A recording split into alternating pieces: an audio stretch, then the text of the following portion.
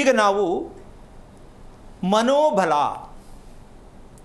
ಬೇಕಲ್ಲ ನಮಗೆ, ಹೌದು, ಮನೋಬಲ ಬೇಕು. ಇದು ಮನೆಯಲ್ಲಿ ಬಲ ಇದ್ದಾಗ ಮನೋಬಲ ಪ್ರಾಪ್ತಿಯಾಗತ್ತೆ. ಎಲ್ಲಿರಬೇಕು? ಮನೆಯಲ್ಲಿ ಬಲ ಇರಬೇಕು, ಶಕ್ತಿ ಇರಬೇಕು, ಯೌವನ ಇರಬೇಕು. ಯೌವನ ಭರಿತವಾದ ಮನೆ ಯಾವುದು? ಏನು ಹೇಳ್ಬೋದು? ಇದೇನಿದು ಯೌವನ ಮನೆಗೆ ಹೆಂಗೆ? ಹೌದಲ್ಲ? ಬೇಕಾ ಬೇಡ ಅಮ್ಮ? ಬೇಕು.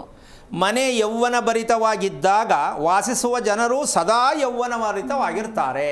ಆದರೆ ನಾವೊಂದು ಕನಸು ಕಾಣ್ತೀವಿ, ನಮ್ಗೆ ಯಾವಾಗಲೂ ವಯಸ್ಸಾದಂಗೆ ಕಾಣಿಸ್ಬಾರ್ದು. ಯಾರು ಬಯಸಲ್ಲಮ್ಮ? ಎಲ್ಲರೂ ಬಯಸ್ತಾರೆ.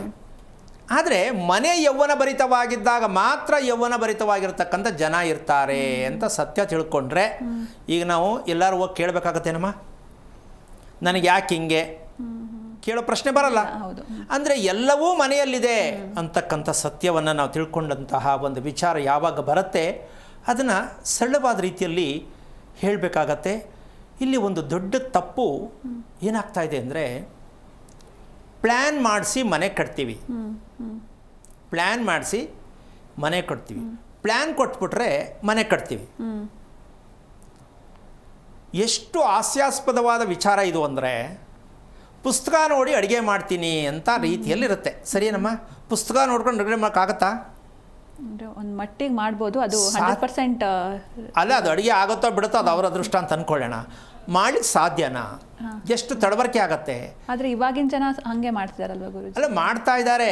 ಆದರೆ ಅವ್ರು ಯಾವ ಮಟ್ಟಕ್ಕೆ ಇದ್ದಾರೆ ಅಂತ ಅವನ್ನೇ ಅರ್ಥ ಮಾಡ್ಕೋಬೇಕು.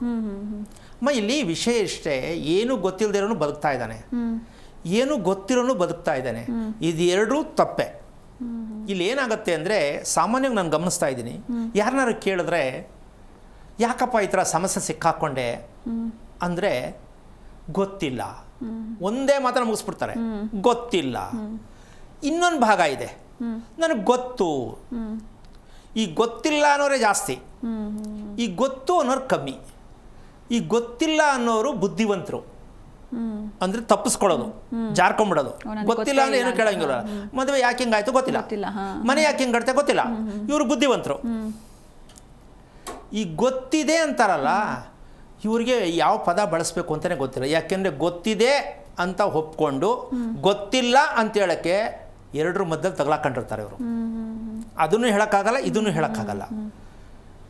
ಈ ರೀತಿಯಾಗಿರ್ತಕ್ಕಂತಹ ಒಂದು ದ್ವಂದ್ವ ಸಮಸ್ಯೆಯಲ್ಲಿ ನಾವು ಯಾಕೆ ತಗಲಾಕೊಂಡಿದ್ದೀವಿ ಅಂತಕ್ಕಂಥ ಪ್ರಶ್ನೆಗೆ ಉತ್ತರ, ನಾವು ವಾಸ ಮಾಡುವ ಮನೆಯೇ ಇದಕ್ಕೆಲ್ಲವೂ ಸರ್ವಸ್ವವಾಗಿರುತ್ತೆ ಅಂತಕ್ಕಂಥ ಒಂದು ವಿಚಾರ. ಜಿ ಕನ್ನಡ ನ್ಯೂಸ್ ಈಗ ನಿಮ್ಮ ಮನೆಯಲ್ಲೇ ನೋಡಿ. ಎಲ್ಲ ಕೇಬಲ್ಗಳಲ್ಲಿ ಈಗ ಲಭ್ಯ.